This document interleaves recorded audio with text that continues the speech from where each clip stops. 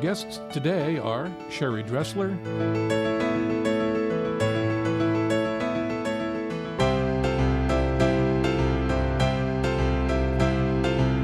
and Ron Eaglin.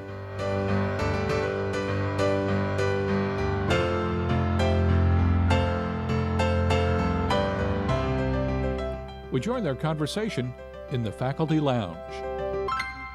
Be able to think, because you have to identify what kind of problem it is and fit it into the type of box, but it doesn't take you beyond that. And we're pretty good in engineering education is that we can give them about 99% of the types of problems that they see.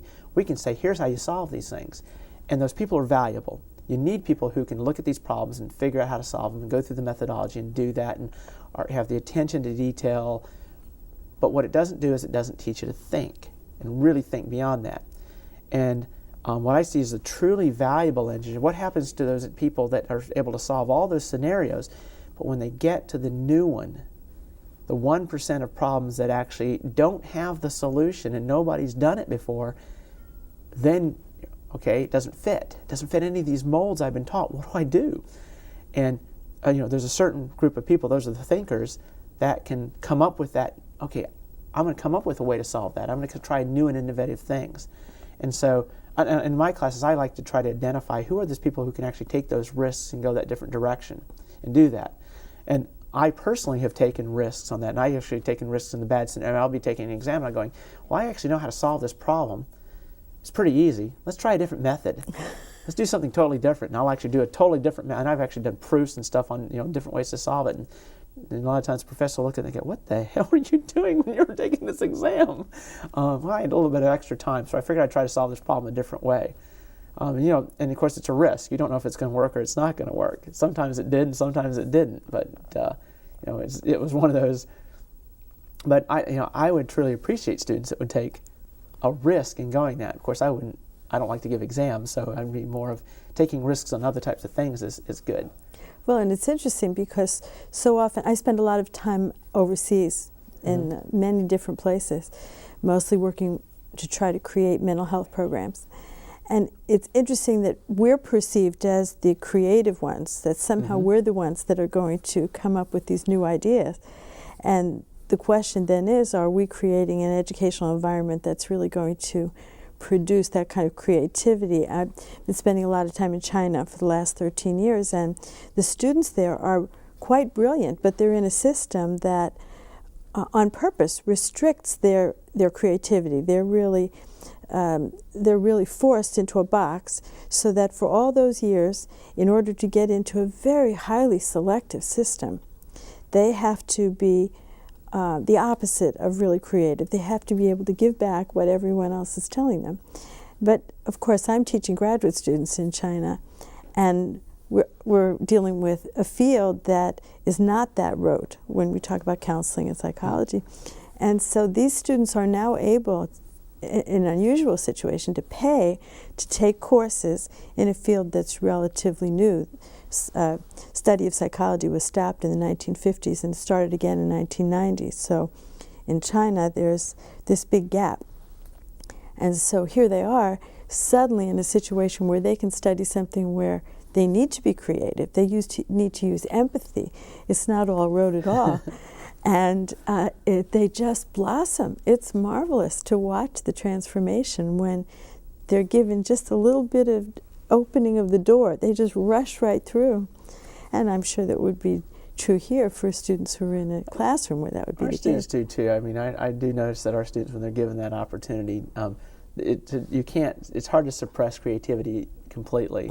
And there are those that are really creative and come up, and especially the ones that are intelligent and creative, can learn all the stuff.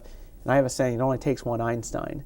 The American side, we have been, and we're viewed as technological leaders, but also creative people. And the environment is a creative environment. I try to be creative all the time too. I mean, I'm constantly, I've got my little green notebook, and every time I come up with ideas, I'm writing them down and putting them in there. And I, of course, have the opportunity to pursue a lot of those ideas. Being a professor is a great job because you can do anything you really want to do as long as you think up what it is you want to do. And so, and especially being an engineering professor, if you're in any technical side, I come up with an idea of an invention, and the next thing that I'm expected to do is figure out how to put it together and build it and get it out there. And so, but with our now I digress because I get back to the students. But with the students, a lot of the students I've been exposed to, and you see some that really aren't comfortable with having to go out that next level and be creative and risk-taking beyond a certain level. But you see some that really, truly are. And I definitely see it more in our homegrown students than ones that have lived here. And, I deal with a lot of foreign students too, a lot of them in engineering, and it takes them a while to get to that level of risk. And I always think this doesn't make any sense to me, because a lot of them took a huge level of risk just coming here. I mean, how many of our students immediately are thinking about going abroad to China or India or anywhere overseas to get a graduate degree? Because that would be considered a huge level of risk. And for people that are living in those countries, it's still the same thing when they come here. You're going to a brand new country, different language. So even that group that we see are some of the risk takers. Well, I think that's absolutely right. But they learn very quickly after they're here for a little while. I mean, it takes them a while to get out of that box, but they do break out. Most of the time they do break out, and they go somewhere with it. Well, I would think being a chair of a department would be it's just a wonderful opportunity to create an environment where faculty might be able to allow students to be more creative, where often departments can't do that. Well, I foster, one of the things I do is I foster my faculty to think in terms of creativity. I'm constantly pushing them, but I push and try not to punish, and I would never penalize a faculty for actually trying something that really is an innovative idea. I mean, it's just things you got to do. Faculty sometimes may try to abuse that capability, or those abilities to go out and do stuff, but for the most part, no. They're all conscientious and they want to do the best by the students. And actually, it's funny that being a chair. My father was a president of a university, so I've seen university administration from every level. I've seen it from the president, the provost. I grew up around academia. He was a chancellor while I was going, so I know what goes on all within the university. So between deans and provosts and presidents and chairs, the place where and it's a tough job, but the place where you actually have the best capability of doing things is the chair, because chairs teach classes. I teach 2 classes a semester. They have faculty members that report directly to them that are involved in research and teaching. They report up to the dean level. At the dean level, you typically don't get to teach classes. You don't have anywhere near the level of direct contact with faculty members. You have a lot of outside activities that you have to, you're attending to all your exterior sponsors and fundraising and things like that, which is a different job altogether. So for me, the perfect job actually turns out to be the chair's job, because I can do the administrative side. At the same time, though, I can have that direct contact, and I actually don't want to move. It's one of those things, God, I really don't want to move away from that. The choice is to go back and become just pure faculty, and I'm a big-time researcher, so I love that part. But then the whole idea of going forward and becoming a dean somewhere is like, well, but it's the job. I don't want to do that. I know what the job entails. I don't want to do that job. And of course, at the level of the president, and I really respect university presidents, because my father being one, I know what their schedule looks like. I know the things that they have to do. And for some people, I guess it would be an enjoyable thing. But I know that I could never enjoy it because I'd seen it on a day-to-day basis. And it's just not the things I wanted to do. But it has to be done. Somebody's got to do it. It's really interesting, because my father was the CEO of a number of corporations. Uh-huh. And I watched that. I watched all of the things that were needed to make that happen, and all of the different, not just commitments, but the kind of stress and the issues that had to be addressed, and the responsibility for thousands of people. And I remember watching that thinking, somebody has to do it, but I don't want to do it. Yeah, I appreciate that. That's something and my father, it's something he loved to do. Mm-hmm. And I appreciated that he did it. Of course, I also understand the levels of stress that he would have when he'd get a call from the governor, and so the governor needs to see him in the office right away about something that's going on in the state school system, and he'd be stressed out because something would be going on somewhere, and it would be his responsibility to take care of it. And then, of course, he always had the balancing between the academics and the athletics, which even at a small university was a big deal. At our university, it's a really big deal. That was all on his shoulders. And I don't have to worry about any of that. I just have to run my department and get my students taught.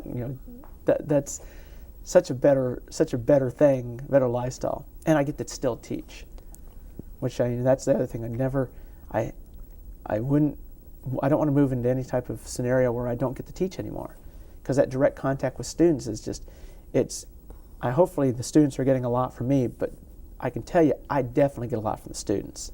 I mean, I'm invigorated completely by seeing, the young, fresh ideas and the minds, and actually seeing them. The other thing that's incredibly rewarding is seeing students progress. When you see students make little breakthroughs and they probably don't ever see it in themselves, but I can see it in them. And I understand, and I see a lot of students over the course of the full 4 years. As you watch them mature, when you see them come in as freshmen and they're 18 years old, and the whole world is, I'm going to college now, I'm going to get to party and have a great time, and they don't understand all the aspects of living on their own.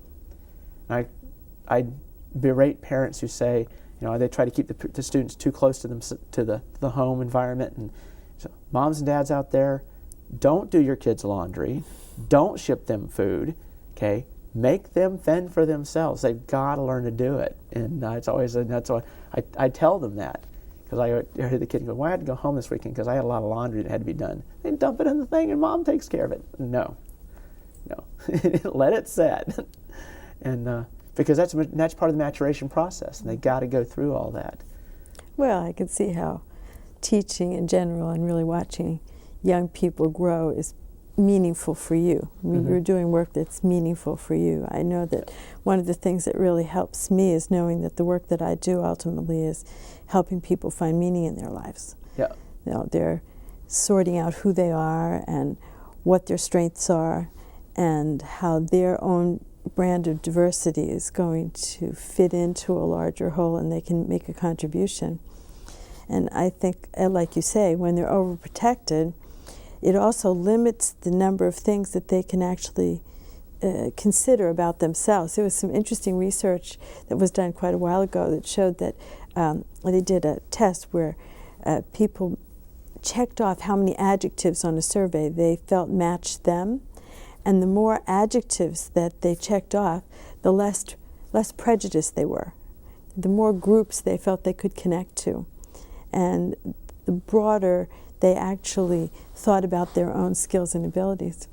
So I think you're right. When you overprotect students or anybody, if you're doing something for them that they should be doing for themselves, that you just restrict their whole idea of who they are and how they can contribute. Yeah. We hope as educators we're doing the opposite, that we're expanding their ability to see themselves. Well, I see this, both a parent and somebody's got students, the same thing is, for me with the kids, it's keep the kids safe.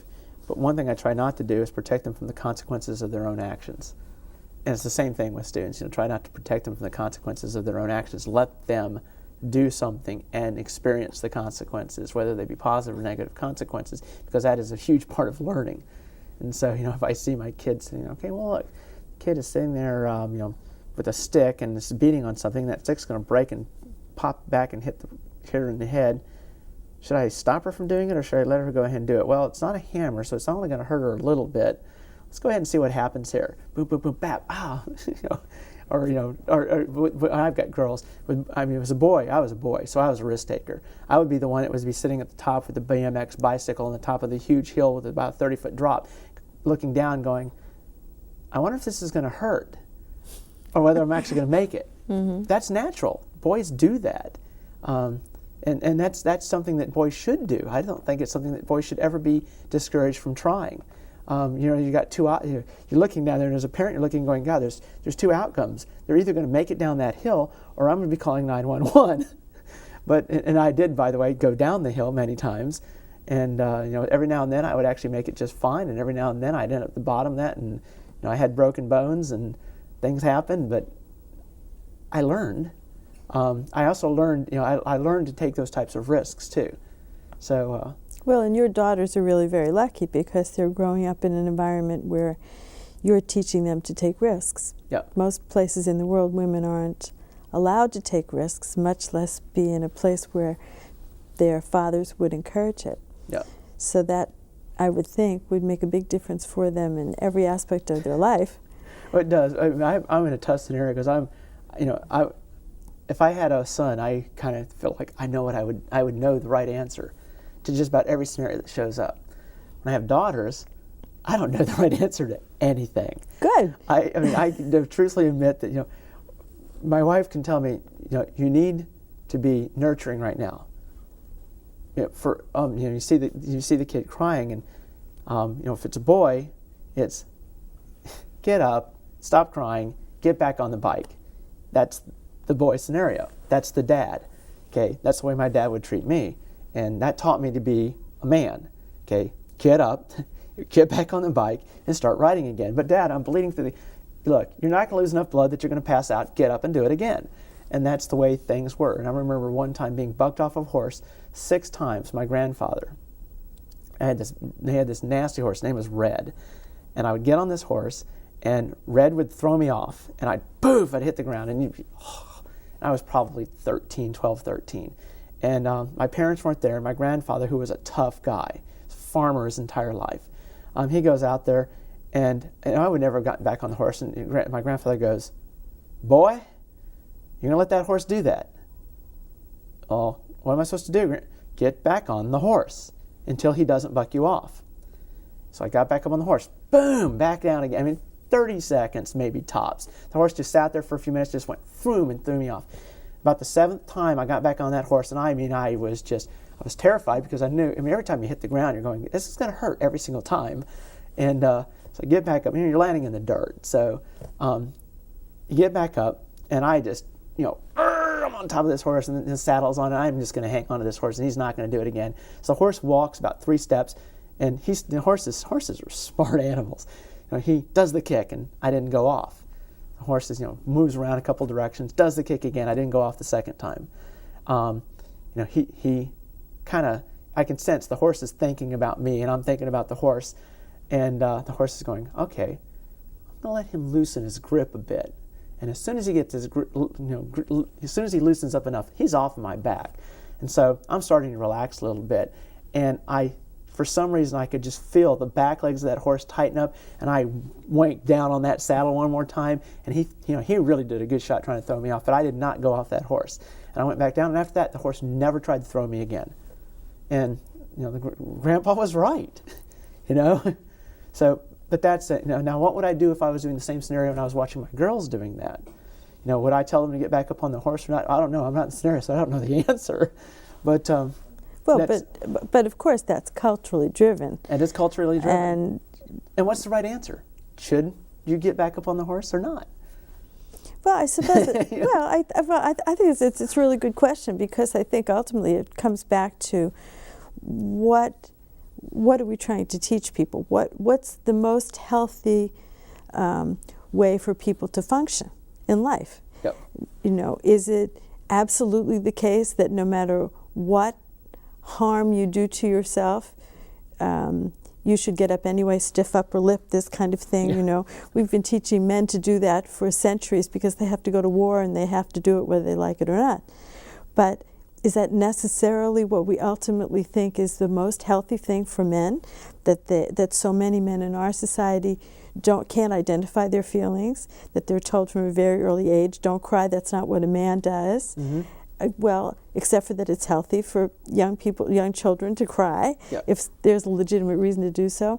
So I think it's really important that we can always get positive things out of our cultural experience. We can take away good things out of the things that people were trying to teach us. But I think the broader question is, for really everyone on the face of the planet at the moment, which is, what makes people healthy? Because we have all those stiff upper lip things. We also have more addiction, yep, more depression, more suicide than we've ever had before. So now it's not necessarily linked that those things are connected to stiff upper lip kinds of things, or sticking with it no matter what. It doesn't matter about the pain.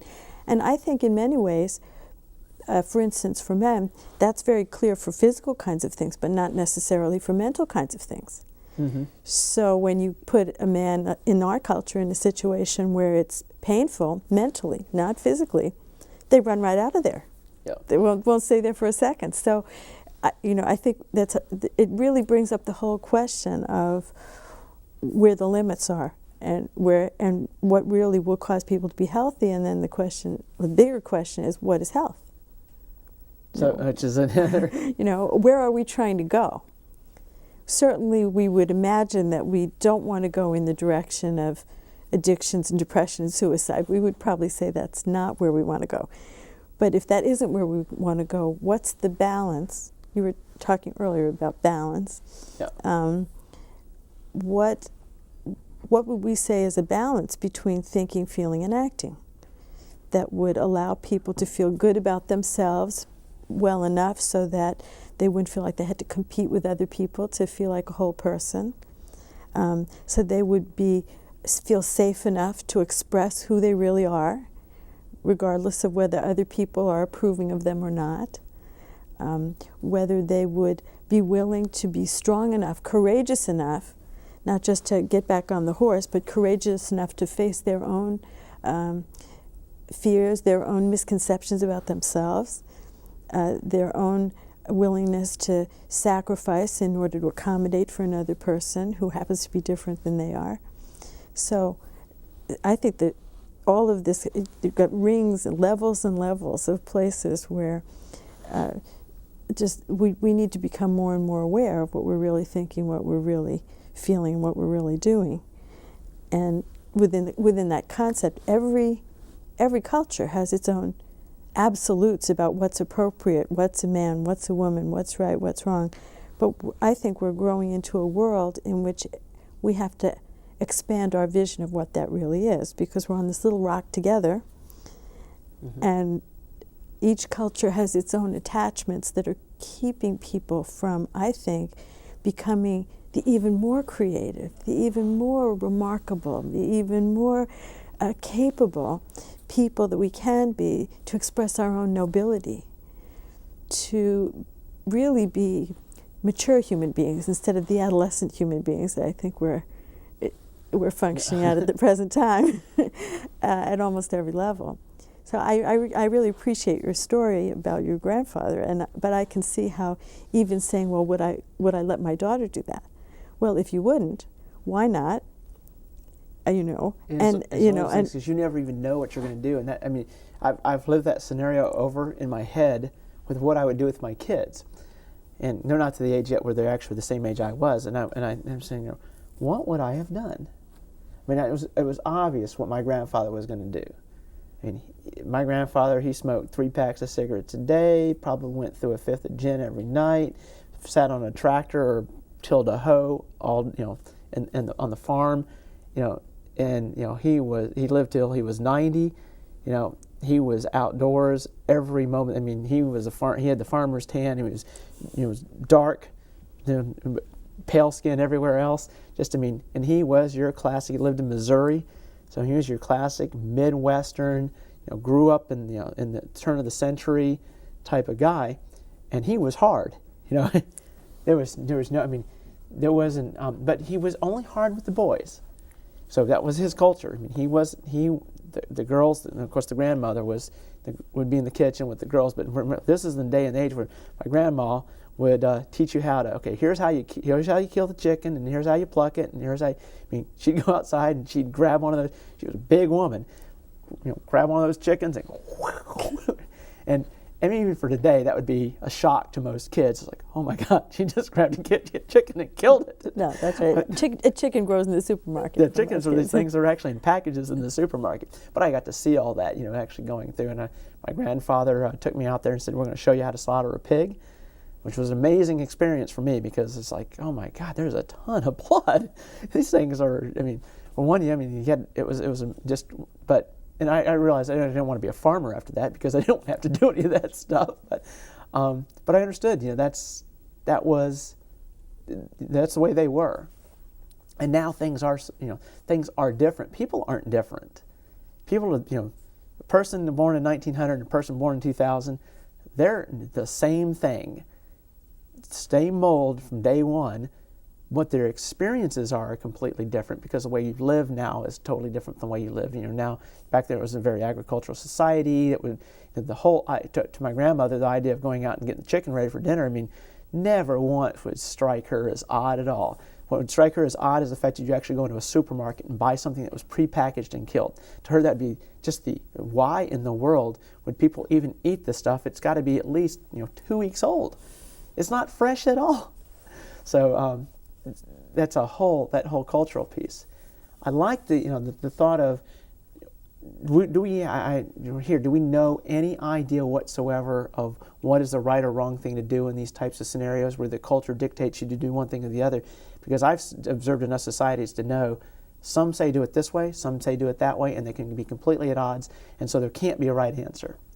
And what it means, I'm just going to enjoy it. I give my girls as much freedom as I possibly can and let them kind of learn on their own. And they're, all these, I coach soccer too, so I get to see all these kids with these very different personalities, and I get to see their interaction with their parents and how they're growing through different things that occur. I can see the kid who is driven and smart and outgoing, and they're going to be the ones that are very active socially and get all these awards in school and these types of things. I get to see the ones that are withdrawn and shy, and I get to see the way that they interact with their parents. But they're the same kids really at heart. They love to do the same things.